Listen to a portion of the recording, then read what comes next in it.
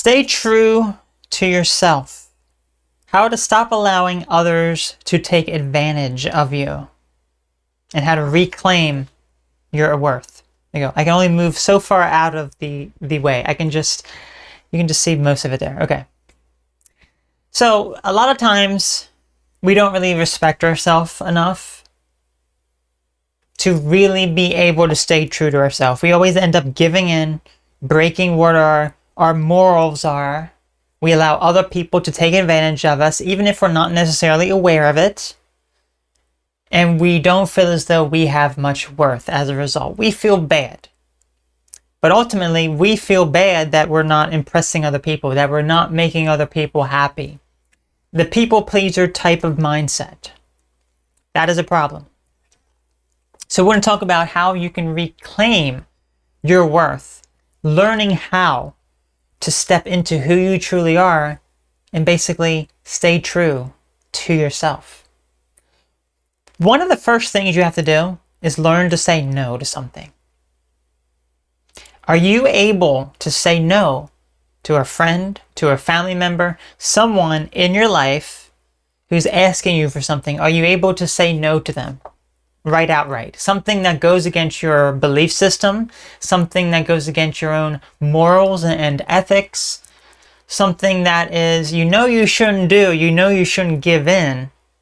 As we talked about with like lending other people money, giving other people money. Are you able to say no? I think you'll find oftentimes that plenty of people do not know how to say no, especially when it comes to people close to us, family and friends, and that sort of thing. Or maybe it's just like a random person and they ask us for a kind gesture and we say sure, even if we don't really want to do it, and it turns out really, really bad. Because, well, maybe they like to take advantage of other people. Whatever the case is, learning to say no is a very challenging thing. It really is. If you're able to stand your ground, put your foot down and say no with confidence, then congratulations, you have been able to succeed with that. Now, for me, there's certain things absolutely that I can say no to very easily.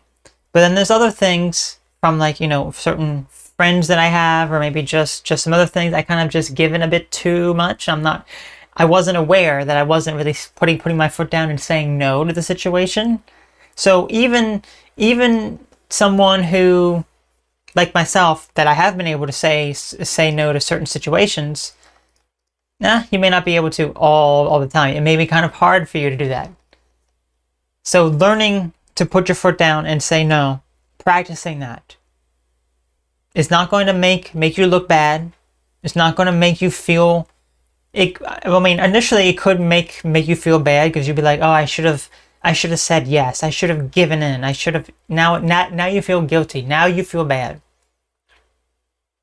That's the next thing. Don't feel guilty about doing something that will hurt someone else. And I don't mean like in a sadistic type of way where you're intentionally hurting other people. That's not what I mean.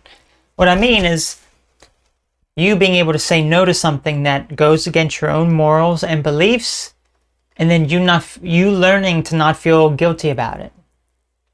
Why should you feel guilty when you've put your foot down and said no to something that does not serve you, that does not resonate with you, that goes against your own morals? Think about that for a moment. Why should you feel guilty? A lot of times we feel guilty because we don't want to hurt someone else. We don't want to hurt the other person, so that is where our guilt comes from. We have this mindset that if we turn someone down, if we say no, if we do something and depart from them, that it's going to hurt them. And it might. It might end up making them feel bad. It might end up making them feel hurt. And it could be as a direct result of you.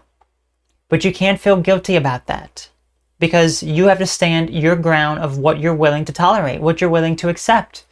If someone's taking advantage of you and they're constantly belittling you and making you feel bad, why should you feel bad in return for saying no to something when you clearly know that they're asking you, they're begging you, they're demanding you even and they're not grateful for, the thing that they're asking you for.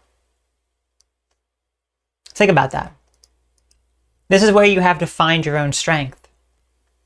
Find your own strength to say no. Find your own strength to not feel guilty. And ultimately, find your own strength to be able to stand up for yourself and make your voice heard. It's this people pleaser type of mindset that is a major problem. Especially if, here's a good example. If we meet someone new and we're talking with them and they ask us something and we're not comfortable with sharing it, we're not comfortable with doing it, we may just go along with it and go, oh yeah, that's fine, because we don't want to say no and make ourselves look bad and give a bad impression on the other person, because we have fear that the other person is going to not talk to us anymore, that we're going to be abandoned by them. But here's the truth of the matter. People who are meant to be in your life will continue to be in your life by you expressing who you truly are. The moment you give in to the other person and you are doing something that goes against your own morals, that other person knows that this is how you are, when that's not how you are at all. You're someone else who has a different set of beliefs than what they think that you have. But the fact is, you've given in. You've given in and given them a false sense of who you truly are, and not able to express how you're uncomfortable with something. This was a situation that I was relatively recently in, where there was a situation where I was not comfortable with, and initially I was just going to respond like, okay, yeah, that is perfectly fine, not really giving it much thought as to me not really liking the situation. I did not like the situation at all, and I had to put my foot down and say, you know what, I don't like this situation. And maybe it was that fear that I had, oh, if I say that I don't like it, that person's not going to talk to me anymore. Things along those lines. And I'm like, you know what, that's when I realized, if someone is meant to be in your life, then they will. So if I say that and the person leaves, then plain and simple, they're not meant to be in my life anymore. But if they stick around and go, okay, that's fine, I respect your boundaries, well then guess what? That makes me feel better, because now that is giving myself some strength, because now I'm expressing who I truly am and standing my ground. If I just give in and just allow them to do whatever, then they feel as though maybe they can take advantage again, do something else. So you can't have that fear of losing someone. You have to be able to have your strength, say no, not feel guilty about those things. Because if they're meant to be in your life, they will be there. They will still be there after you say no, after you express who you truly are. So, there. Stay true. Oh no. Stay true to yourself. Look at that. It just like magically appears right in the corner. Stay true to yourself right there. Okay. That is what you have to do. That is your goal. That is your mission in life. So do that.